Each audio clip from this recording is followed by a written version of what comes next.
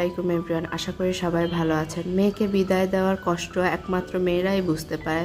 সেই দিন আমি গিয়েছিলাম বাবার বাসায় গিয়ে এদিকে দেখি আমার ভাগ্নি কার্টুন দেখছে আর আমি একটা ড্রিঙ্কস উপভোগ করছিলাম। এত গরম ছিল, ড্রিঙ্কসটা খাচ্ছিলাম আর উপভোগ করছিলাম।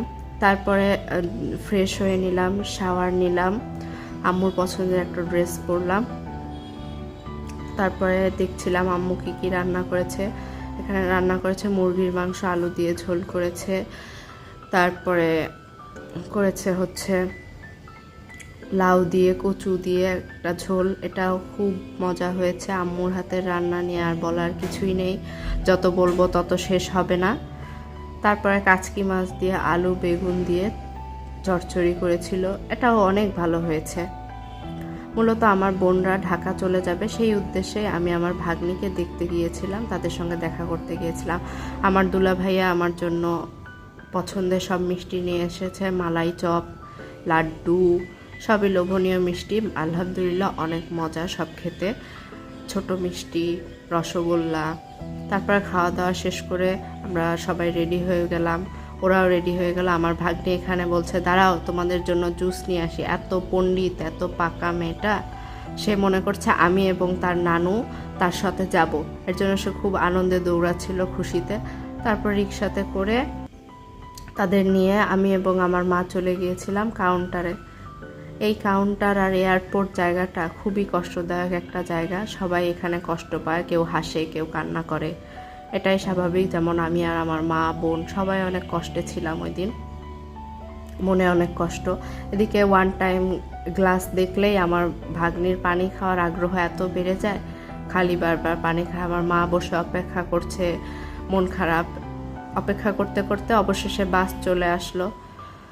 আমার ভাগ্নি মনে করছে যে বাসে আমরাও যাব, তাই সে তাড়াহুড়ো করে বাসে উঠতে চাচ্ছে, কিন্তু আমরা তো আর যাব না, সে ছোট মানুষ বুঝছে না।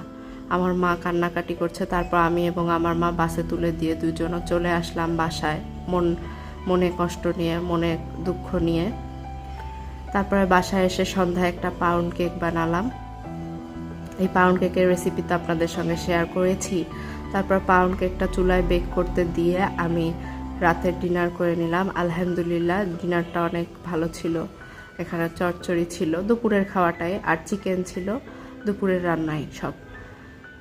আলহামদুলিল্লাহ অনেক ভালোভাবেই খেয়েছি। মায়ের হাতের রান্না তো অনেক লোভনীয়, আর মায়ের হাতের রান্না তো আসলেই ভালো লাগবে, কারণ আমিও এখন দূরে থাকি। আগে কিছু রান্না করলে বলতাম এটা হয়নি ওটা হয়নি, কিন্তু এখন আমিও বুঝতে পারি যে রান্না করা কত কষ্ট আর কেমন। মায়ের হাতের রান্না এখন অমৃত মনে হয় নিজের কাছে, বুঝতে পারি যে এখন মা কত কষ্ট করে রান্না করে। তারপর পাউন্ড কেকটা কেটে দেখছিলাম কতটা সফট হয়েছে, আপনাদের সঙ্গে একটু দেখাচ্ছি।